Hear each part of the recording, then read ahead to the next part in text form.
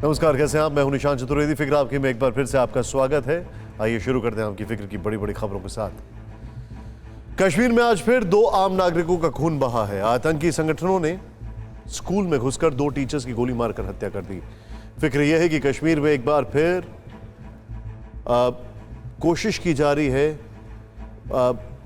Violence को बढ़ाने की, और इससे पूरे कश्मीर को मिलकर लड़ना होगा, अन्यथा आज की तारीख टारगेट किलिंग 2.0 की शुरुआत बन जाएगी। कल हमने एक बेटी की ललकार सुनाई थी और आज आपको एक मां की चित्कार सुनाएंगे। देश और घाटी के लिए इस चित्कार को सुनना, समझना और रिएक्ट करना बहुत जरूरी है, ताकि आतंकी अगर देश पर आंख उठाएं तो बच ना पाएं। इस फिक्र को आज हम 90 के उस काले दौर से समझने की कोशिश करेंगे जो आज भी एक बदनुमा दाग की तरह है, और फिर किसान आंदोलन में हुए हादसे की फिक्र का अपडेट बताएंगे।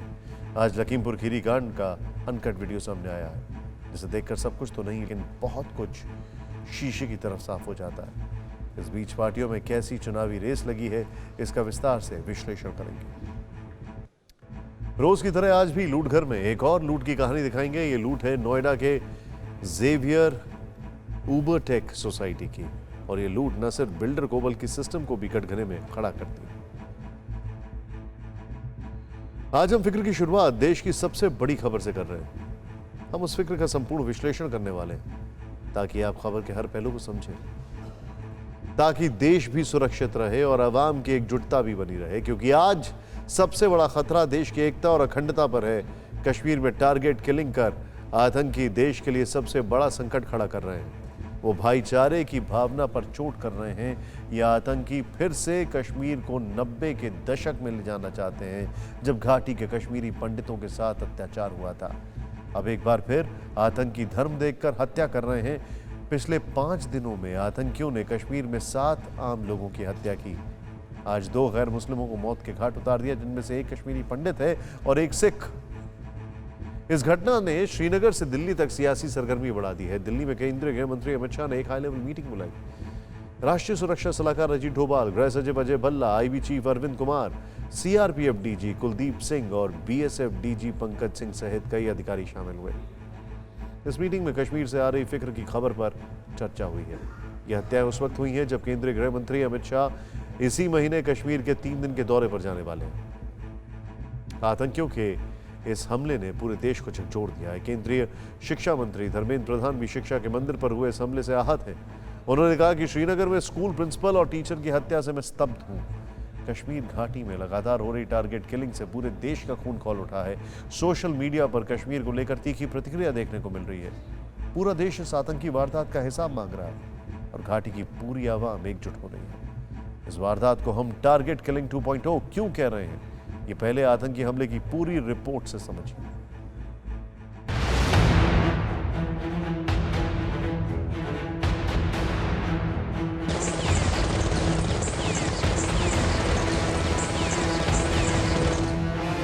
फर्श पर पड़ी 2 लाशें, लहूलुहान शरीर और खून से लाल जमीन।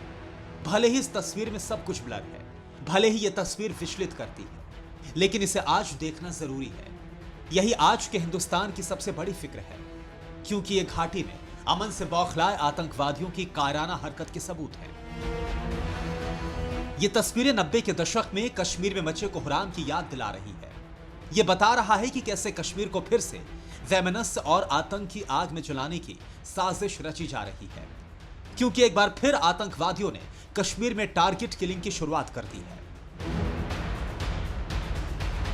आज अचानक ही जम्मू कश्मीर के श्रीनगर में आतंकी ईदगाह इलाके के इस government boys higher secondary school में घुसे। बंदूक के दम पर दहशतगर्दों ने शिक्षा के इस मंदिर में खूनी खेल खेला। सबसे पहले स्कूल में मौजूद टीचर्स को लाइन में खड़ा कर दिया गया। उनके आईडी कार्ड को देखकर पहचान मुकम्मल की। फिर लाइन में ही खड़े स्कूल के प्रिंसिपल और एक टीचर के सीने पर गोलियां बरसा दी। आतंकियों की गोली से छलनी स्कूल की प्रिंसिपल सतिंदर कौर और टीचर दीपक चंद ने मौके पर ही दम तोड़ दिया।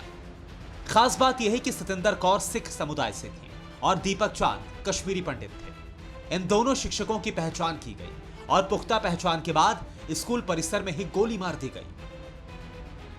ये जो बिल्डिंग है ये ऑफिशियल एडमिनिस्ट्रेटिव बिल्डिंग है, यहाँ पर प्रिंसिपल मौजूद थी और यहाँ से बाहर निकालकर थोड़ी ही दूर पर, ये इधर मुर्तज़ा दिखाएं तो आप देख सकते हैं, यहाँ पर ये हमला जो है कैरी किया गया और यहाँ पर एक डेड बॉडी मिली थी और दूसरी कुछ ही दूरी पर। तो कहीं ना कहीं ये जो बॉयज़ हाई स्कूल है, यहाँ हालांकि बच्चे मौजूद नहीं थे।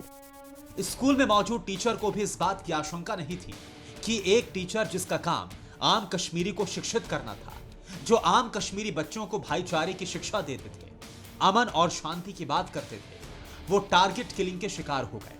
प्रिंसिपल सतेंद्र कौर और टीचर दीपक चंद की हत्या कर आतंकवादियों ने टारगेट किलिंग की।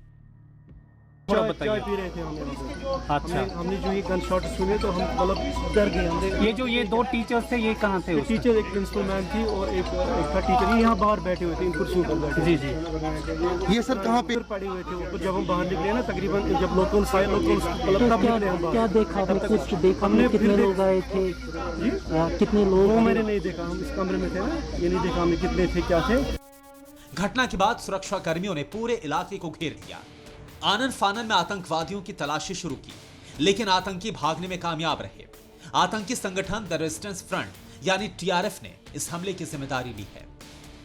ये जितने भी हमले पिछले 72 घंटे में श्रीनगर में हुए, पहले श्रीनगर के जाने माने केमिस पर, उसके बाद बाड़ीपुरा में, उसके बाद श्रीनगर में एक और हमला बेलपुरी वाले पर और आज यहाँ पर 2 शिक्षकों पर, ये तमाम जो हमले हैं इनकी जिम्मेदारी टीआरएफ यानी द रेजिस्टेंस फ्रंट ने लिया। और कहीं ना कहीं वो ये कह रहे हैं कि ये तमाम जो लोग हैं ये जो है एंटी कश्मीर गतिविधि में मुलव्वस थे, इस वजह से उनके स्क्वाड ने इन पर हमला किया गया। जब से कश्मीर में लश्कर तैयबा ने अपना नया संगठन द रेजिस्टेंस फ्रंट बनाया, वो आम कश्मीरियों का खून बहाता रहा है, लेकिन अब उसके निशाने पर बेगुनाह गैर मुस्लिम हैं, ताकि घाटी के अल्पसंख्यकों में दहशत फैले और भाईचारा खत्म हो। सिविलियन को टारगेट करने के जो इंसिडेंट्स पिछले कुछ रोज से जो हुए हैं, ये अपने आप में दरिंदगी, वहशत और दहशत का एक मेल है, जिसमें बिल्कुल बेगुनाह जो लोग हैं, जो समाज की सेवा में लगे हैं, जिनका किसी से कोई लेना देना नहीं है, उनको टारगेट किया जा रहा है।